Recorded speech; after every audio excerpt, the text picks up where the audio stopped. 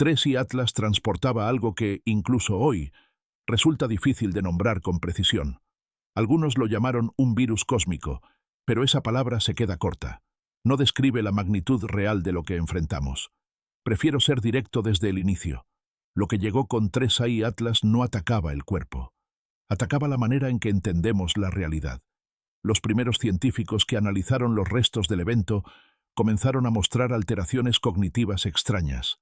Al principio nadie conectó los puntos. Se pensó en estrés, agotamiento, incluso sugestión colectiva. Pero conforme el análisis avanzó, algo inquietante se volvió imposible de ignorar. Lo que había en esos fragmentos no era solo materia. Se comportaba como una señal, un mensaje estructurado, una transmisión proveniente del espacio profundo, mal interpretada y distorsionada por el cerebro humano. Tras la explosión de 3 y Atlas, las agencias espaciales del mundo activaron la operación de recuperación más rápida en la historia de la astronomía. Sondas de barrido profundo recorrieron la trayectoria orbital destrozada, recolectando cada partícula, cada fragmento de polvo interestelar. Nadie creyó que representara un peligro. Para nosotros era un regalo científico, una oportunidad irrepetible de estudiar algo que venía más allá del sistema solar. Pero todo cambió cuando la muestra beta llegó al centro de análisis de materiales exóticos en Nevada. A simple vista, parecía una piedra volcánica porosa, inofensiva. Sin embargo, en su interior contenía cadenas de polímeros orgánicos tan extensas y complejas que nuestros instrumentos apenas podían describirlas. No se parecían a ninguna molécula terrestre conocida. Algunos sugirieron que se trataba de química prebiótica. Otros, incluyéndome, vimos algo distinto. Aquellas estructuras no eran aleatorias, estaban organizadas, diseñadas, demasiado precisas para ser producto del azar. Entonces ocurrió el error. Un fallo diminuto en la cámara de biocontención, nivel 4. Una desviación de fracciones de segundo durante la transferencia al escáner espectrográfico. Un espacio tan pequeño que nadie pensó que importara. Pero por esa fisura microscópica, algo escapó. Algo que más tarde llamaríamos ISS-7. ISS-7 era una estructura interestelar, un híbrido biológico-físico a nanoescala, capaz de adherirse al tejido neuronal y alterar la forma en que el cerebro interpreta el mundo. No causaba fiebre, no provocaba tos, no dejaba señales físicas de infección. La primera en manifestar síntomas fue la doctora Ara Vance. Reportó algo desconcertante. Los colores comenzaban a desaparecer. No era ceguera. Era como si el espectro mismo se estuviera apagando. Horas después, su percepción espacial se fracturó. Objetos comunes parecían doblarse, superponerse, deformarse dentro de su campo visual. Cuando 2 asistentes de laboratorio comenzaron a confundir hologramas con objetos reales, el centro entró en confinamiento total. Yo llegué al tercer día. Lo que el equipo médico me explicó fue más perturbador que cualquier patógeno conocido. ISS-7 no atacaba pulmones ni sangre. Atacaba la corteza visual, el sistema que construye nuestra comprensión del entorno. Su poder no era destruir, era reinterpretar. Y entonces hicimos el descubrimiento que lo cambió todo. ISS-7 no se propagaba por contacto físico, se propagaba por información, a través de imágenes, a través de modelos tridimensionales creados por investigadores infectados mientras intentaban representar lo que veían. Cuando otros abrían esos archivos, los analizaban, los rotaban o interactuaban con ellos, comenzaban a mostrar los mismos síntomas. Era como si ISS-7 se codificara dentro de patrones visuales que se replicaban al ser percibidos. Algunos entraron en pánico. Lo llamaron un virus informacional, un sistema capaz de secuestrar la cognición humana para reproducirse. Yo vi algo diferente. Las cadenas de polímeros de la muestra beta, los modelos distorsionados, la forma en que la percepción se deformaba, todo parecía fragmentos de un diseño mayor. Un plano cósmico que la mente humana no estaba preparada para ensamblar. En otras palabras, 3 y Atlas no transportaba una enfermedad, transportaba memoria, un sistema de conocimiento estructurado, no destinado a nosotros. Y aún así, lo abrimos. Cuando apareció la segunda ola de síntomas, ya era imposible contener la propagación. Lo alarmante no fue cuántas personas habían estado en contacto con la muestra física, sino cuántas habían estado expuestas a los datos. En el momento en que entendimos que ISS-7 podía viajar mediante estructuras visuales codificadas, cada modelo digital, cada diagrama, cada reconstrucción espectrográfica se convirtió en un posible vector, y no eran solo científicos en Nevada.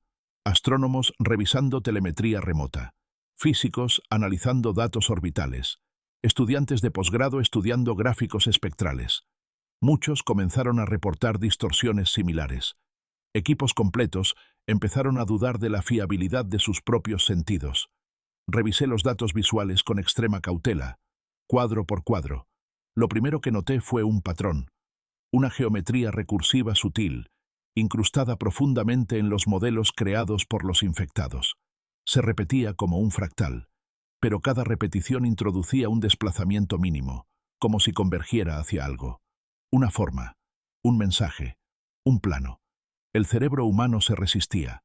En lugar de comprenderlo, los infectados experimentaban confusión espacial, distorsión de profundidad, a veces una disociación total entre lo real y lo interpretado. No era daño cerebral, era sobrecarga. ISS-7 estaba inundando la mente con un formato de datos para el cual no fuimos diseñados. Ara Vance fue la primera en ponerlo en palabras. No podía dibujarlo. Sus manos temblaban sin control.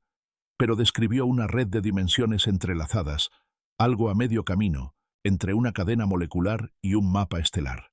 Dijo que se sentía como un recuerdo intentando recordarse a sí mismo a través de ella. Horas después, perdió la capacidad de saber si estaba de pie o cayendo. Su última frase coherente fue un susurro. No me está atacando. Me está mostrando algo. Esa línea cambió por completo mi comprensión de la situación. La propagación se aceleró. Se emitieron alertas médicas globales. Gobiernos ordenaron el cierre inmediato de todos los canales de datos relacionados con 3i Atlas. Pero ya era tarde. El conocimiento se había vuelto contagioso. Si hasta aquí la historia te está haciendo cuestionarte cómo algo puede propagarse solo por ser entendido, escríbelo en los comentarios. ¿Crees que la información puede ser peligrosa por sí misma? Y antes de continuar con lo que ocurrió después, te invito a suscribirte al canal. Historias como esta no solo se escuchan, se reflexionan, y lo que viene a continuación lo cambia todo. Lo que más nos sorprendió no fue la velocidad de propagación, sino la forma en que la percepción misma comenzó a fracturarse entre comunidades enteras de expertos. No se trataba de alucinaciones individuales ni de episodios aislados.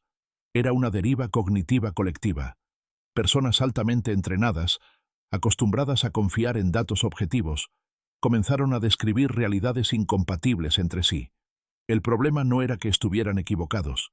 El problema era que, desde su punto de vista, todo encajaba perfectamente. Astrónomos en distintos países analizaban el mismo conjunto de datos y llegaban a conclusiones irreconciliables sobre la posición de las estrellas. No discutían teorías, discutían lo que estaban viendo. Cada grupo insistía en que el otro estaba ignorando capas evidentes de profundidad, pliegues espaciales que, según ellos, siempre habían estado ahí. Al revisar los informes médicos, encontramos un patrón claro. Los síntomas iniciales eran casi idénticos en todos los casos. Distorsión del color, seguida por una alteración progresiva de la percepción espacial. Las personas comenzaban a confundir estructuras bidimensionales con objetos tridimensionales. Diagramas simples adquirían profundidad. Gráficos planos parecían extenderse hacia atrás, revelando capas invisibles. Un astrofísico en Alemania describió que las imágenes comunes empezaron a mostrar ejes adicionales, como si el mundo hubiera ganado nuevas direcciones que antes no existían. Una matemática en Japón afirmó que los números comenzaron a formar figuras geométricas persistentes, imposibles de dejar de ver, figuras que coincidían sorprendentemente con las descripciones de Ara Vance. Pero el caso que marcó un antes y un después ocurrió en Europa. Un grupo de ingenieros satelitales recalibró varias trayectorias orbitales basándose en lo que ellos consideraban correcciones evidentes. Sus cálculos eran impecables. Las ecuaciones, internamente, consistentes.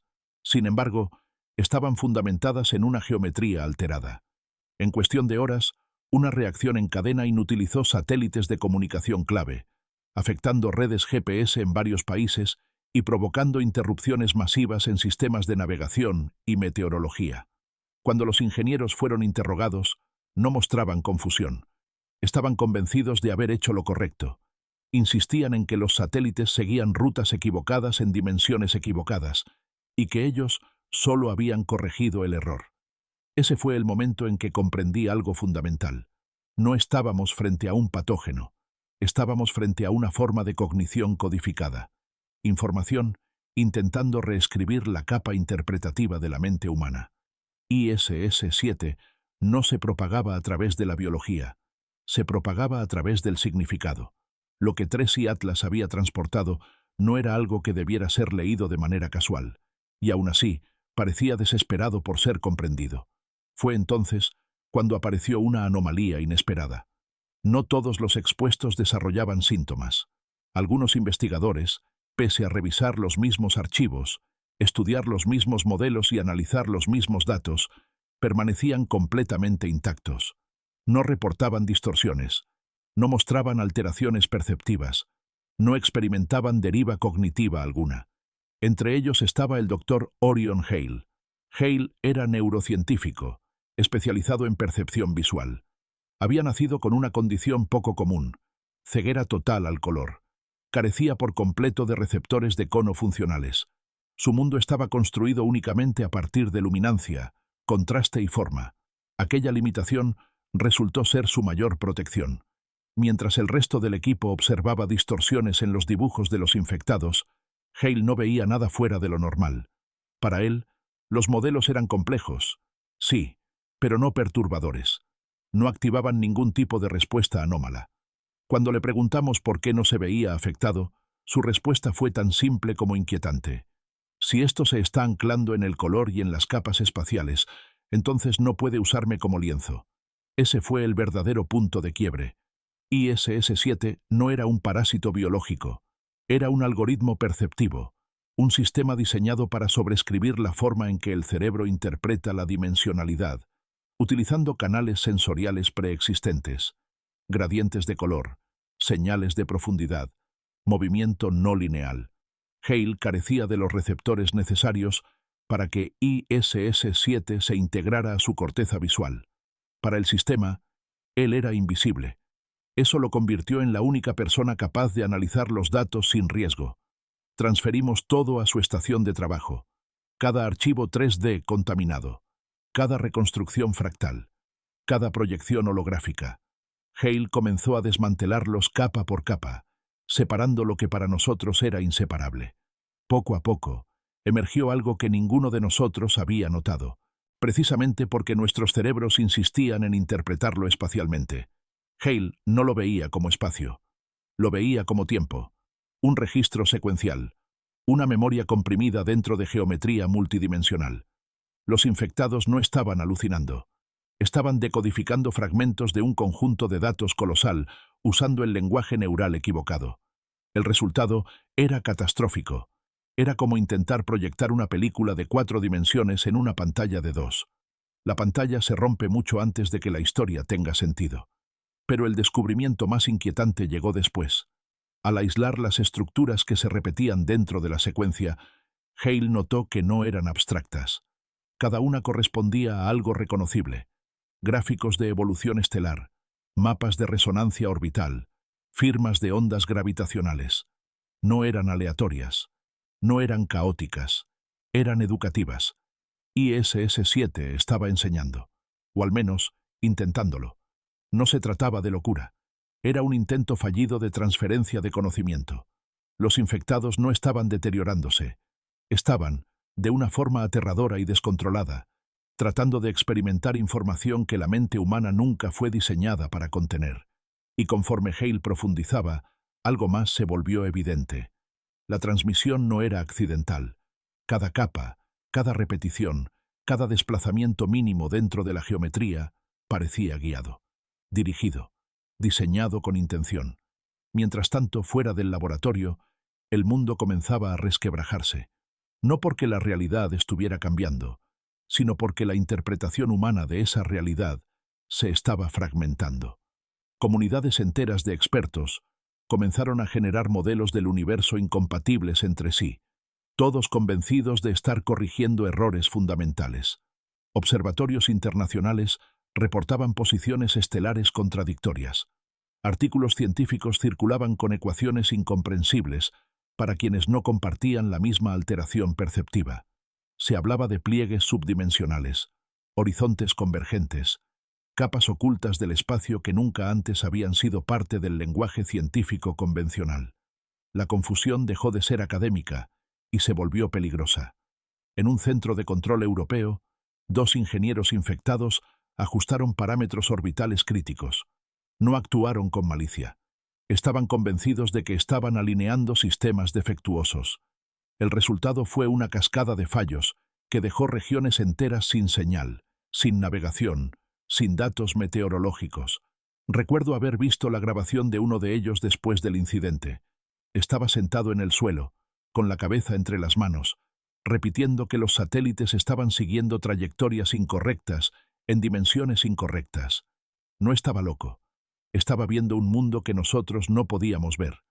Dentro de las instalaciones de contención, la situación era aún más surrealista. Un investigador, completamente equipado con traje, BSL-4, corría por un pasillo golpeando el aire con un soporte metálico. Para él, una entidad tridimensional se retorcía frente a sus ojos. Para nosotros, solo había vacío. ISS-7 no solo alteraba la visión, reescribía la detección de amenazas, la respuesta emocional y el razonamiento espacial al mismo tiempo. Las instituciones científicas entraron en caos. Universidades cerraron departamentos enteros. Agencias espaciales suspendieron programas de observación. Gobiernos intentaron imponer cuarentenas informativas, bloqueando la circulación de cualquier visual relacionado con 3AI Atlas. Fue inútil. Una vez que el significado se vuelve contagioso, no puede aislarse. No se puede poner en cuarentena la curiosidad humana. Y en el fondo de todo, algo dentro de ISS-7 parecía llamarnos. Una atracción casi gravitacional hacia la comprensión. Los infectados hablaban de patrones, de alineaciones, de una sensación persistente de que algo más estaba esperando ser entendido. Y Hale comenzó a sospechar por qué. Mientras analizaba las capas más profundas de la secuencia, notó una interrupción, no un error, no una corrupción, un vacío, un segmento completo donde algo debería estar, y no estaba. A ese fragmento lo llamó el sector silencioso, y nada volvería a ser igual después de eso. El sector silencioso no se parecía a nada que hubiéramos visto antes.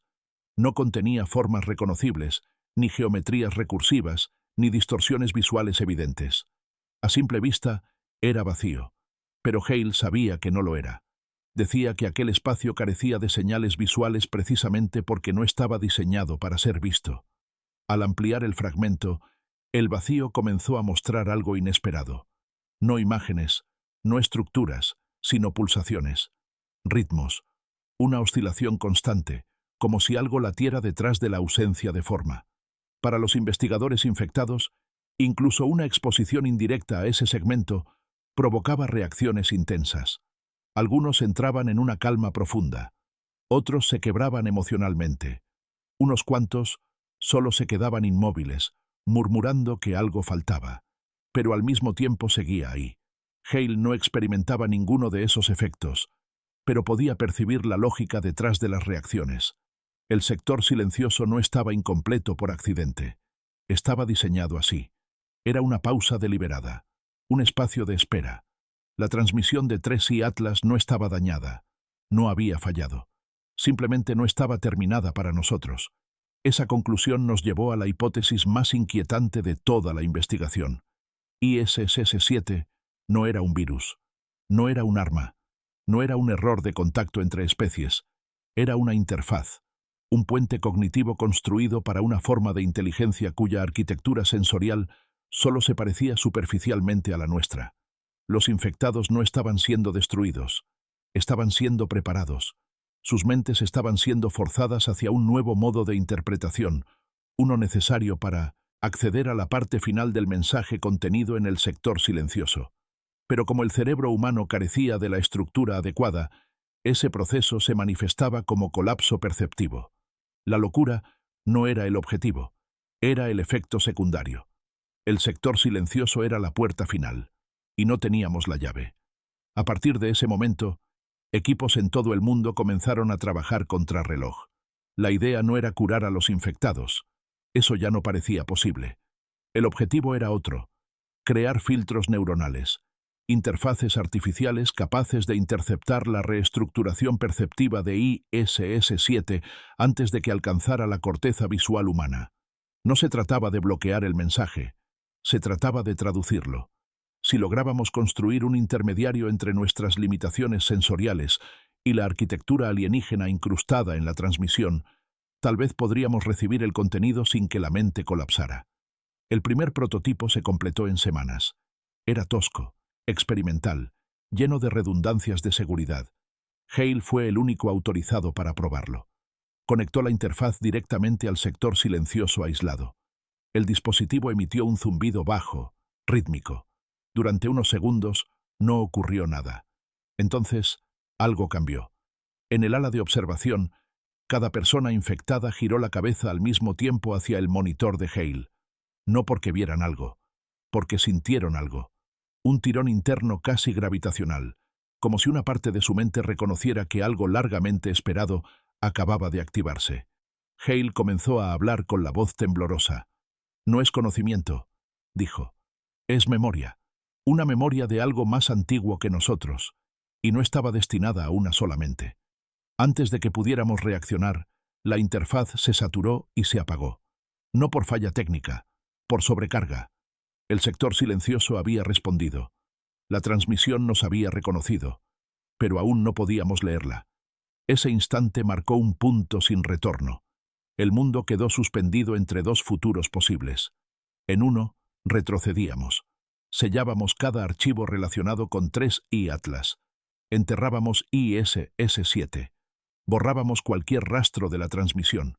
Aceptábamos que hay conocimientos que no nos pertenecen. En el otro, avanzábamos. Diseñábamos una nueva forma de percepción, un nuevo lenguaje cognitivo, una manera distinta de pensar, capaz de comprender lo que aguardaba dentro del sector silencioso. Mientras tanto, la fragmentación continuaba. Grupos de científicos infectados comenzaron a reorganizar su trabajo alrededor de la geometría impuesta por ISS-7. Publicaban artículos que solo podían entender entre ellos. Sus ecuaciones eran coherentes dentro de su marco perceptivo, pero incomprensibles para el resto del mundo. No estaban equivocados, estaban divergiendo. La humanidad ya no compartía una sola interpretación de la realidad. Algunos ingenieros comenzaron a rediseñar sistemas completos basándose en la nueva geometría.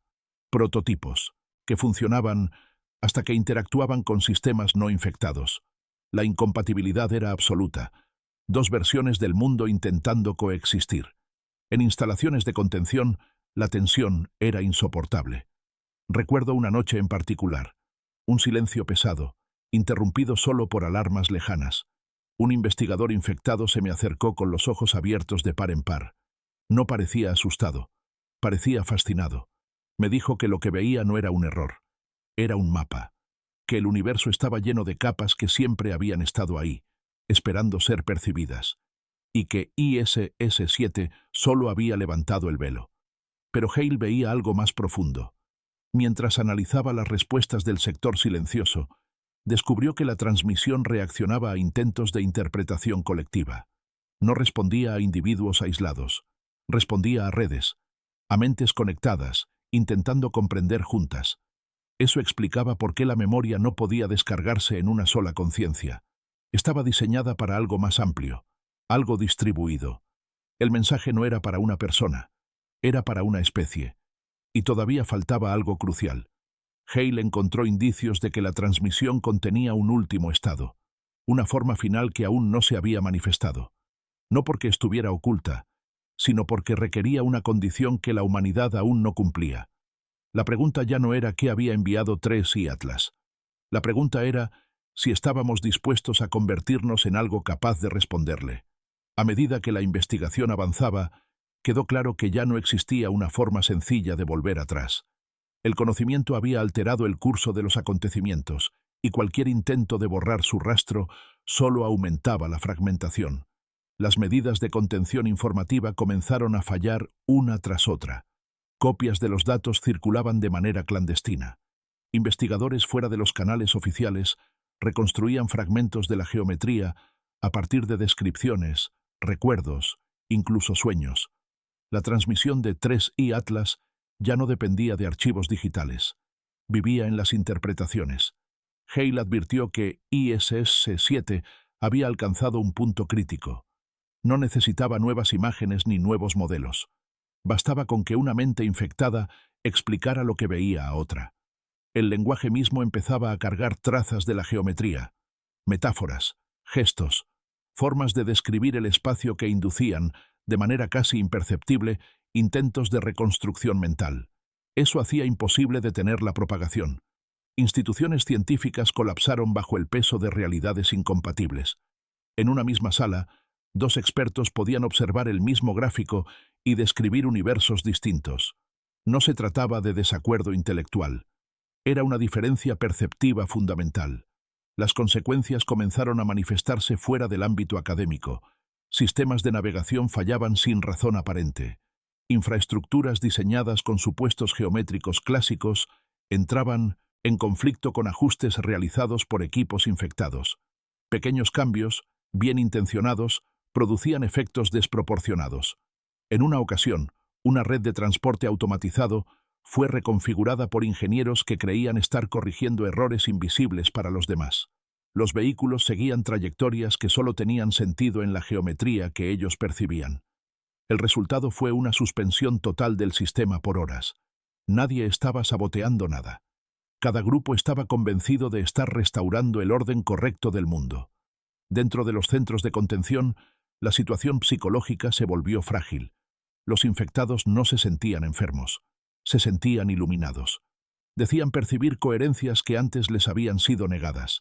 Para ellos, el resto del mundo estaba incompleto, atrapado en una versión empobrecida de la realidad, y eso los volvía imposibles de persuadir. Hale insistía en que no debíamos verlos como víctimas ni como amenazas. Eran intérpretes adelantados, personas cuya mente había sido empujada más allá de sus límites naturales. El daño no provenía del mensaje, sino de nuestra incapacidad para recibirlo de forma adecuada. Mientras tanto, el desarrollo de interfaces neuronales avanzó. Cada versión era más refinada, más precisa en la manera de filtrar y traducir las capas perceptivas inducidas por ISS-7.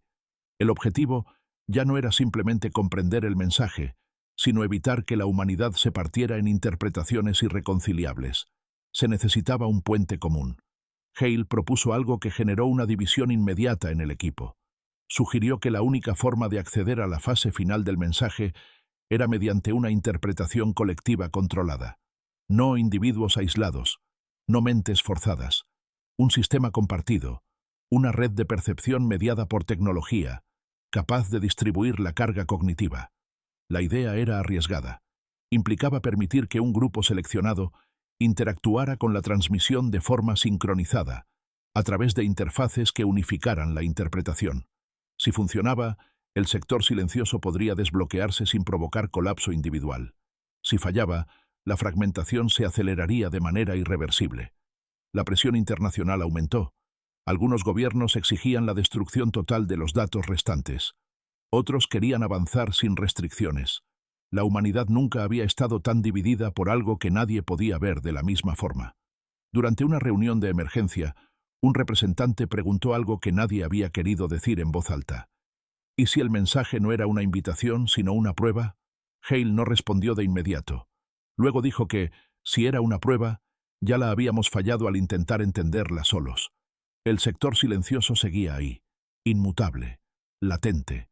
Cada intento de aproximación indirecta producía respuestas emocionales en los infectados. Algunos describían una sensación de cercanía. Otros hablaban de urgencia, de una espera prolongada que estaba llegando a su límite. Era como si algo al otro lado supiera que habíamos tocado la puerta y estuviera aguardando. Finalmente, se autorizó un experimento más. No para abrir el sector silencioso, sino para observar su reacción ante una interpretación completamente despojada de percepción humana directa. Se diseñó un sistema puramente matemático, sin visualización, sin color, sin profundidad aparente. Un intento de diálogo a través de abstracción pura. El resultado fue inquietante. El sector silencioso respondió con una variación en su pulso. No más intenso, no más rápido, diferente, como si reconociera el esfuerzo, pero lo considerara insuficiente. Hale llegó a una conclusión devastadora. La transmisión no buscaba ser entendida solo de manera lógica. Requería experiencia, conciencia, percepción compartida, algo que combinara mente y significado. ISS-7 no quería ser observado, quería ser participado. El tiempo comenzó a jugar en nuestra contra. Los infectados se multiplicaban lentamente, no por nuevos datos, sino por influencia conceptual. La frontera entre lo seguro y lo peligroso se desdibujó. Nadie podía estar seguro de no haber sido expuesto. Y en medio de todo, el sector silencioso permanecía como una promesa sin cumplir, una señal sin respuesta.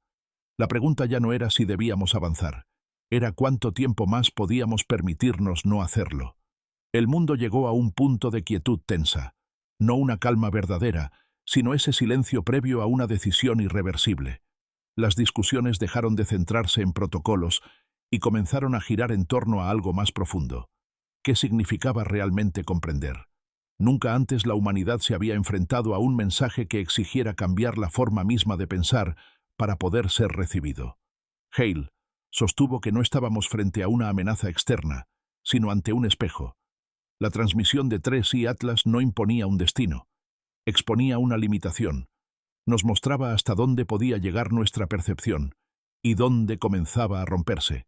Los equipos finales se formaron con extremo cuidado. No eran los más brillantes, ni los más experimentados, sino los más estables.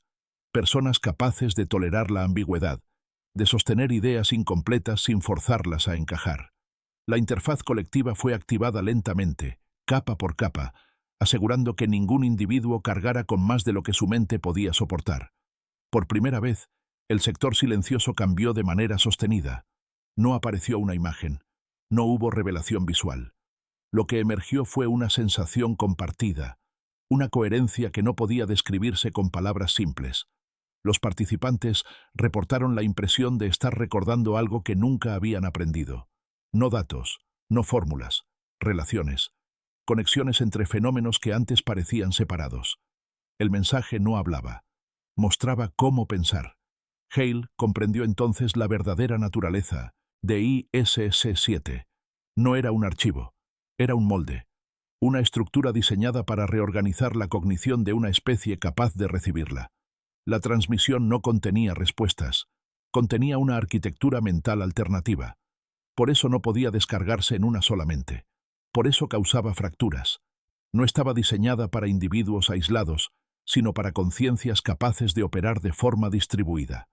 La humanidad había intentado comprenderla como se comprende un libro. Pero no era un libro, era un umbral. Los efectos de la interfaz colectiva fueron sutiles, pero profundos. Los infectados dejaron de experimentar distorsiones caóticas. Sus percepciones comenzaron a estabilizarse. No regresaron a la normalidad anterior. Algo nuevo se había integrado. Una forma distinta de intuir el espacio, el tiempo y la relación entre ambos. No todos aceptaron el cambio. Algunos gobiernos se retiraron del proyecto. Otros intentaron replicarlo sin control, provocando fallos y retrocesos. Pero ya no se podía negar lo evidente. El mensaje de 3i Atlas no buscaba dominarnos ni destruirnos. Nos estaba ofreciendo una posibilidad, no de tecnología, de evolución cognitiva. Aún así, el sector silencioso no se abrió por completo. Algo permanecía inaccesible. Hale explicó que no se trataba de una falla. Era una elección. La transmisión no avanzaría más sin una respuesta consciente. No una señal enviada al espacio. Una respuesta demostrada en nuestra forma de actuar. Si la humanidad era capaz de sostener una percepción compartida sin fragmentarse. Si podía integrar nuevas formas de comprensión sin imponerlas por la fuerza. Si podía aceptar que la realidad podía ser más amplia sin negar la experiencia de quienes aún no podían verla. Solo entonces, el mensaje continuaría. Hoy, los restos de 3i Atlas permanecen sellados, no por miedo, sino por respeto. ISS-7 sigue ahí, latente, integrado en interfaces controladas, estudiado con una cautela que antes no teníamos. No sabemos quién envió la transmisión, no sabemos desde dónde, pero una cosa es clara, no fue un accidente. Mientras relato esto, no puedo evitar pensar en una última posibilidad. Si la transmisión estaba destinada a ser completada, entonces alguien, en algún lugar del universo, está esperando algo más que nuestra comprensión. Está esperando una respuesta.